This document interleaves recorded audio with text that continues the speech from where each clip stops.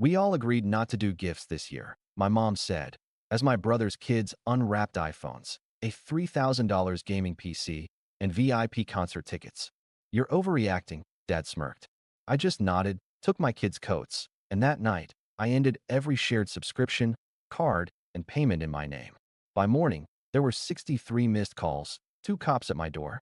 I'm Noah Hart, 35, oldest son, husband to Lena, dad to 2 kids who love cardboard boxes more than any toy inside them. I'm the person who fixes Wi-Fi, remembers birthdays, keeps the group chat from dying, and pays for things no one talks about. Christmas Eve. My parents' living room smelled like cinnamon spray and hot dust from the space heater. My brother Jake walked in 20 minutes late, sunglasses on his head like he'd just landed from a tour. His wife, Erin, took selfies near the tree. Their 2 kids ran in circles, already wired. Mom stepped in front of me while I was taking off my coat. She patted my chest like she owned the fabric. We all agreed not to do gifts this year, she said, low but crisp. It's been a hard season for everyone. Don't make a scene. I blinked. I didn't bring anything. Good, Dad added from the recliner. He didn't look up. No pressure. We're focusing on time together. Lena squeezed my hand.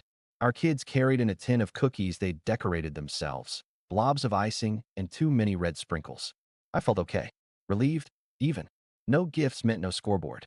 Then Erin clapped. Presents. She sang, like a game show host. Jake winked at the kids. Special exception, he said. From Santa. Mom didn't say a word to stop it. She moved a throw pillow instead. Like that mattered more. Their son tore into a square box. iPhone. Newest one. He shouted like he'd seen God. Their daughter peeled back paper on a stack of VIP tickets. 3 nights, front row. A pop star with glitter tattoos my kid had drawings of on her notebook. The big box went last. Gaming PC with lights like a nightclub. A card taped on top. For school, too. The room erupted. Dad actually stood up for that one, hands behind his back, nodding the way he does at car dealerships. Mom pressed a hand to her heart. Oh, Jake. But we said. She was smiling when she said it. Jake shrugged. It's Christmas. He looked at me like it was a punchline. My son glanced at his little sister, at the cookies they'd made. He studied the iPhone box like it was a planet. He said, too bright. We can play with the box after, right? My daughter held a cookie tin close to her chest. Her lip did that stubborn wobble she hates everyone seeing. I heard my voice come out flat. So the no gifts rule was? Mom tilted her head. No one said you couldn't bring something small. Her eyes slid down my sweater like I'd failed a dress code. Besides, Jacob pays for so much during the year. Let him have his moment. Erin laughed. Don't be dramatic, Noah. You know how sensitive you get. Dad smirked without meeting my eyes. You're overreacting. I looked at my kids. Lena looked at me. For a second, the room was all vacuum noise. I wasn't about to cry in front of them. I wasn't going to argue over wrapping paper and rules that only applied to me. Coats, I said quietly to my 2. I kept my face neutral, like this was a normal thing to do. I helped my daughter slide her arm into the sleeve. My son put the cookies back in the tin, careful, like they were fragile glass. Mom stepped forward. You're not leaving. Don't be silly. Jake's grin stretched. Man, come on. Stay. It's not that deep. I opened the front door. Cold air cut through the fake cinnamon. Merry Christmas, I said. I didn't slam the door. Didn't make a speech. Just walked out with my family, down the steps, into the frost that felt like truth. You don't start a night like that from zero. You build toward it with 1,000 small sure, I can cover it. I grew up in a house where money was a mood. When Dad was happy, bills took care of themselves. When he wasn't, a light left on was a personal attack. Mom's love came with math. We did so much for you, she'd say, and then hand me an invoice disguised as a memory. Jake was the golden kid. Loud, charming, surfed on luck like it was a skill. When teachers called home about his energy, Mom called him gifted. When I brought home honor roll, she said, of course, and told me to keep quiet so Jake could focus. At 17, I got a job washing dishes at a diner. Jake used the car I saved for because his gas money situation was complicated. I co-signed a student card at 19 so he could build credit. He built it like a bonfire. Late fees, cash advances, then tears when Mom found the statement. You two figure it out, she said, passing the bill. I figured it out. I always did. Fast forward. I married Lena. We rented a small 2-bedroom with a squeaky window. Our kids shared a room and thought it was camping. I worked IT for a medical group. Lena taught kindergarten, came home with glitter stuck to her neck like medals. We lived within our means and sometimes under them. I tracked subscriptions, juggled due dates, packed lunches, made lists. My paycheck wasn't glamorous, but it was clean. Every dollar had a job. The family group chat had other plans. Mom, Netflix acting weird. Noah, can you check? Dad, ESPN Plus login again. Jake, bro, can you add me to your Amazon? Aaron's card is being weird. Being weird meant maxed. I added them. It was easier than the fight. 30 here, 12 there, 90 once a year, a steady drip until the bucket was full. Jake's jobs changed with the seasons. Sales, startups, a YouTube project. He had a blog phase where he wrote about grind culture from a couch I was paying the internet for. Invest in me, he said once, serious. We're family. I didn't invest. I did buy his kids school shoes when Aaron texted me at 11 p.m. with emergency. The next morning, Mom posted a Facebook memory about how proud she was of her boys. The likes went to Jake. When we bought a used minivan, Dad said, fancy. When Jake leased a truck bigger than our kitchen, Dad said, you only live once. When we skipped a beach trip to fix our leaking sink, Mom asked why we were so negative. 2 summers ago, Dad forgot property taxes. He called me like a telemarketer. Fast, friendly, urgent. Buddy, we could lose the house. I arranged a payment plan, sat with him at the kitchen table to set up auto draft. He nodded through instructions like a tourist. Mom made lemonade and told me I was a good son. A month later, she told a neighbor she managed the whole thing herself. When their internet went out, my phone lit up like a fire alarm. The TV is saying something about DHCP. I drove over. Lena watched our kids and texted, bring milk. I crawled behind the entertainment center, dust in my mouth, checking cables. Jake showed up mid-crisis with a six-pack. What's up, nerds? He said, opening one. Dad laughed like a game show audience. I fixed it. No one said thank you. Mom asked if I could stay to help Aaron pick rug colors. Every December, there was a new rule about gifts. No gifts this year, after Jake's third job switch. Only homemade, after Aaron's boutique closed. Secret Santa, $20 limit, after Dad's colonoscopy bills. And every year, someone broke it, and it wasn't me. Aaron brought designer scarves she found on sale. Dad unveiled a grill that needed its own extension cord. Mom gave Jake just a little something that looked a lot like a watch ad. When I brought cookies and a framed photo of the grandkids, Mom called it thoughtful. Then she said, it's not about money. It always was. The small asks grew teeth. Jake sent me a Zelle request labeled Little League.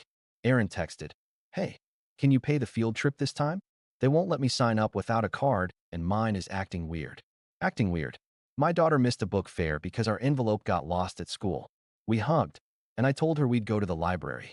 That night, I approved a $240 request labeled uniforms. When I mentioned budgeting, Mom sighed. Noah, stop counting. It's Christmas. Don't be petty. Petty was the word for any boundary I tried to set. When I said, let's switch everyone off my Amazon, it's unsafe, Mom said, family shares. When I said, please don't hand out my logins, Dad said, it's not nuclear codes. I changed passwords, then changed them back after the phone calls. The path of least resistance was a trench I kept digging. 2 weeks before that Christmas, Jake posted a photo of his kids at a gaming store, eyes shining. Big surprise is coming, he wrote. Aaron commented with a string of gift emojis. Mom heart reacted like she was on payroll. In the group chat, Mom wrote, no gifts this year, everyone. Times are tough. I wrote, got it. Dad reacted with a thumbs up. Aaron sent same, with a snowflake. Jake didn't say anything. Lena asked if I was okay with it. I am, I said. I was tired. I wanted quiet, hot cocoa, board games with missing pieces. We baked cookies with our kids and put them in a tin. They looked terrible.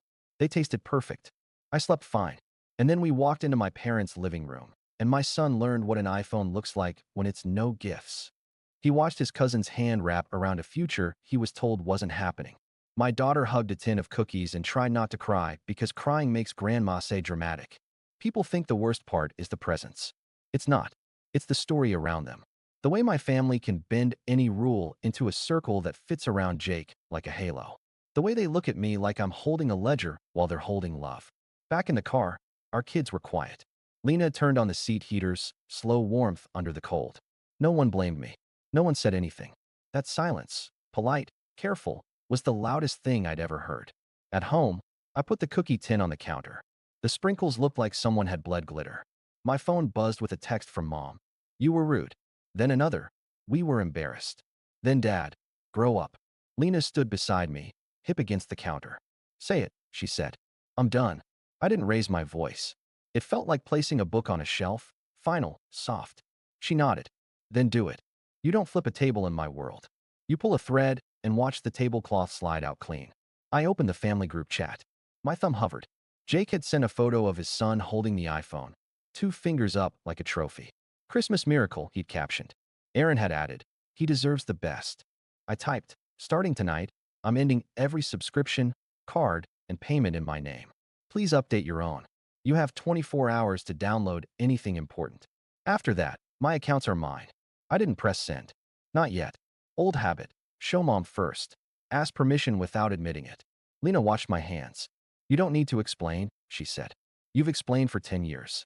I hit send. A small whoosh. Then I opened my bank app. My hands didn't shake. I scrolled through autopays. Netflix, family. HBO Max, family. ESPN Plus, dad. Amazon Prime, everyone. Cloud storage, Jake. A phone line I'd added 3 years ago just for a month for Aaron's contractor discount. My stomach tightened. Lena slid a notebook next to me. A pen. You already know the list, she said. I did. I canceled the add-on phone line first. The carrier app asked, are you sure? Like a friend. Yes. I removed secondary users. I changed the Prime password. I turned off household. I removed saved cards on Jake's account. I ended ESPN Plus. I updated my streaming profiles to Noah's. I canceled the cloud storage that billed to my card for devices I didn't own. Notifications stacked. You've made changes to your plan. Your payment method has been removed. Your account will expire on. Messages lit the group chat like a pinball machine. Jake. Dude, what are you doing? Mom, Noah. No. Dad, put it back. Aaron, are you serious right now? It's Christmas. Me. Yes. It's unsafe to share accounts and cards. Handle your own. Jake, wow. Power trip. Mom, we'll talk tomorrow. I turned off the chat's alerts. Not the group. Just the noise. Lena handed me hot tea.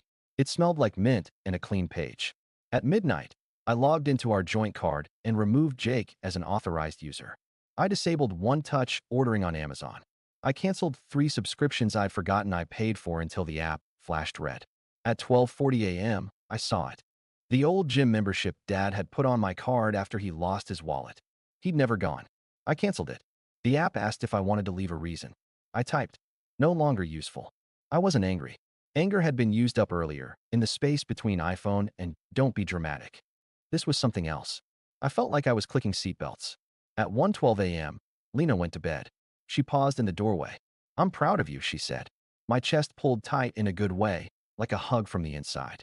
At 1:30 a.m., I added fraud alerts to my cards, put travel notifications on our spring break plans, set up two-factor where it had been a prayer.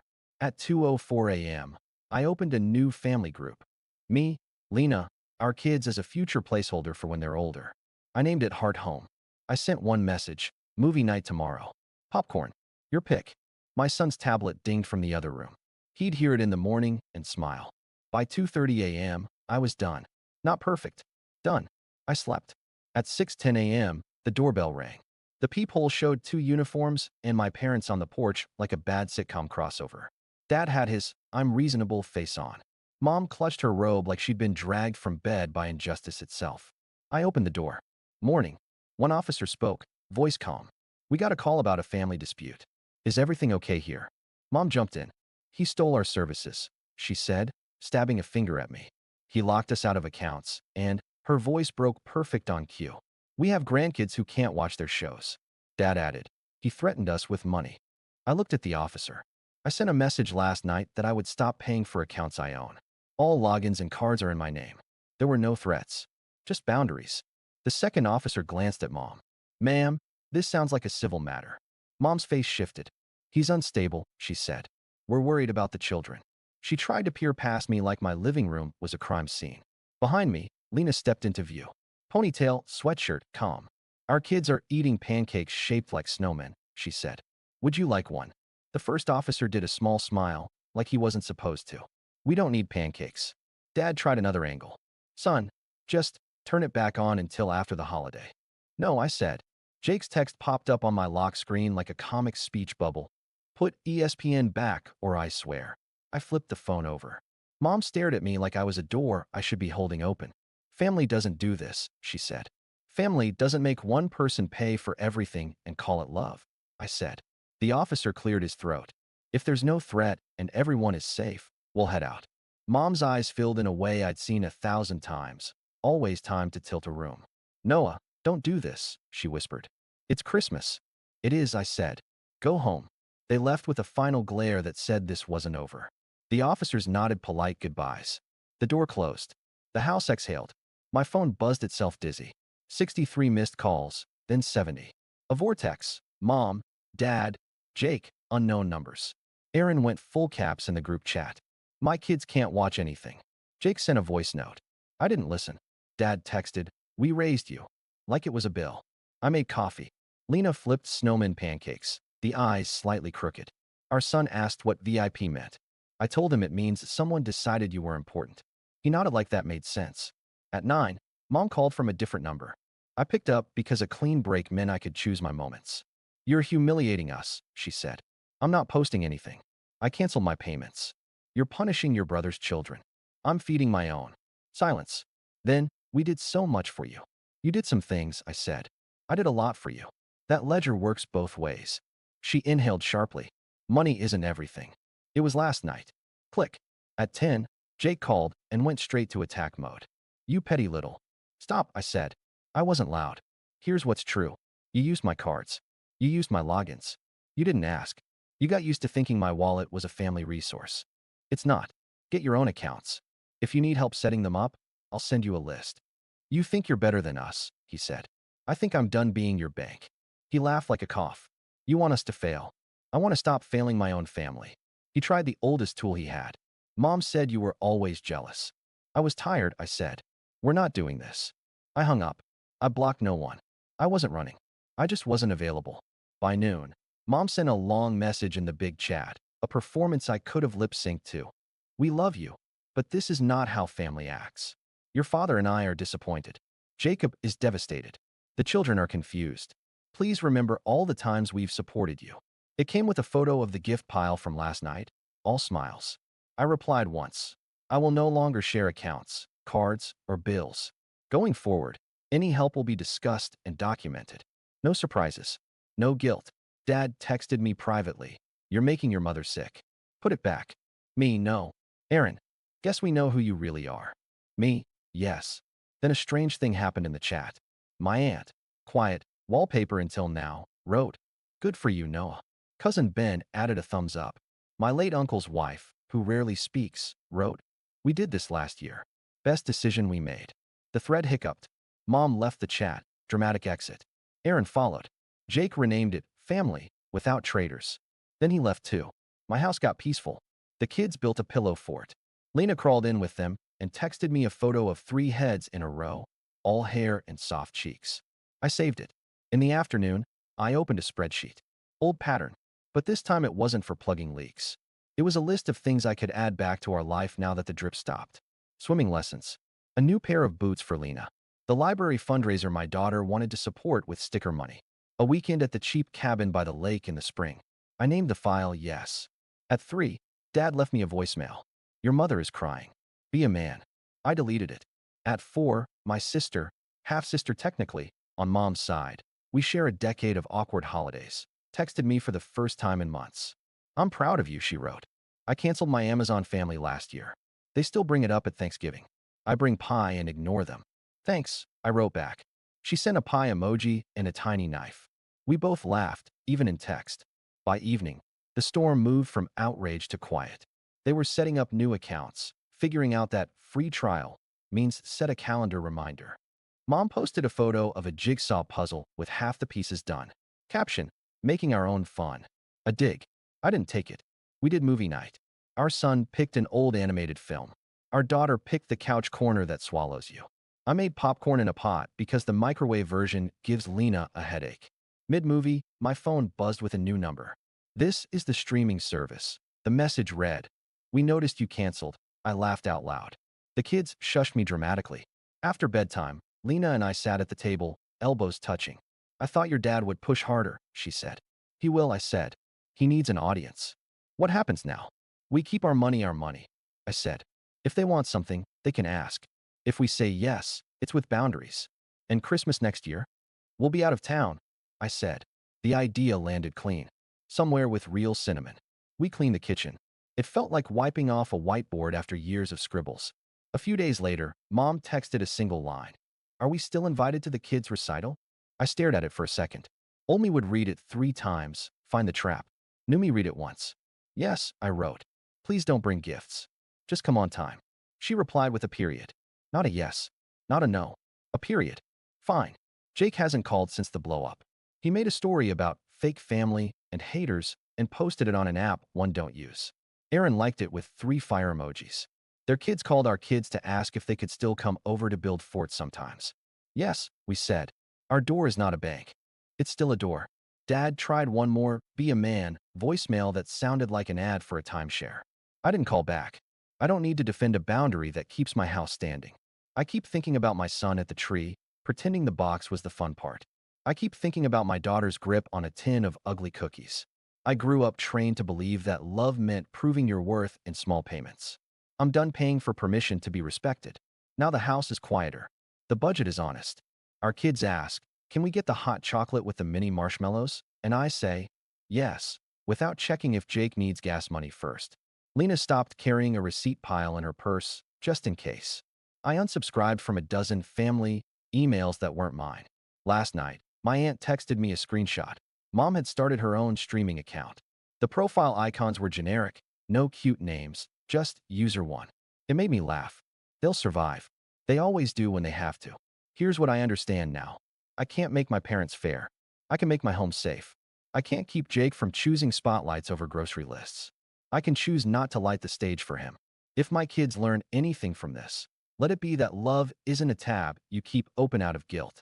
It's a table you sit at because everyone brings something, even if it's just the salt and a good joke. I didn't end Christmas. I ended the story where I'm the extra wallet with a smile. I'm still the one who fixes the Wi-Fi, remembers birthdays, keeps chats from dying. I'm still me. I'm just not their bank. No more shared cards. No more secret add-ons. No more acting weird when a card declines that isn't mine. If I help, it's clear, it's planned, it's mine to give. I'm not overreacting. I'm done being used. And that's the whole moral, simple as a snowman pancake. I will not be punished for having boundaries. I will not confuse access with love. I will not teach my kids that generosity means ignoring unfairness until it feels normal. They can keep their VIP tickets. I'll keep my family. And this time, I'm the one who decides who gets in.